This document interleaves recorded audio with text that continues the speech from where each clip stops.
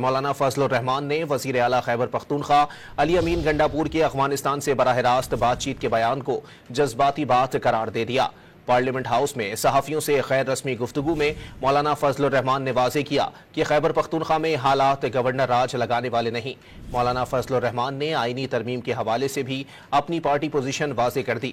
کہا کہ ہم نے اصلاحات کے حوالے سے جو تجاویز دی ہیں اس حوالے سے کوئی چیز آتی ہے تو اس پر غور ہوگا۔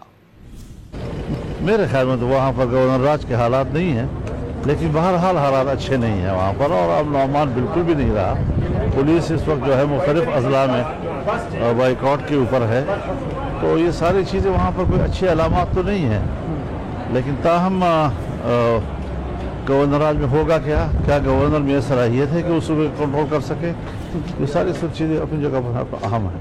مولانا صاحب، وزیر اعلیٰ براہ راست افغانستان کی حکومت سے بات چیت کرنا چاہتے ہیں، بائی پاس کرنا، یہ سیاسی قسم کی جذباتی باتیں ہیں، اس سے کوئی رولز طریقہ کار سے کوئی واسطہ نہیں۔ معلوم کہ حکومت کہاں کھڑی ہے، کدھر جانا چاہتی ہے، کیا اسٹیپس ہیں آنے والے دنوں کے لیے۔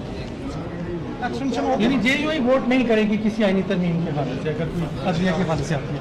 ظاہر ہے جی، جو ہم نے اصلاحات کی تجاویز دی ہیں، اگر اس حوالے سے کوئی چیز آتی ہے تو تھینک یو۔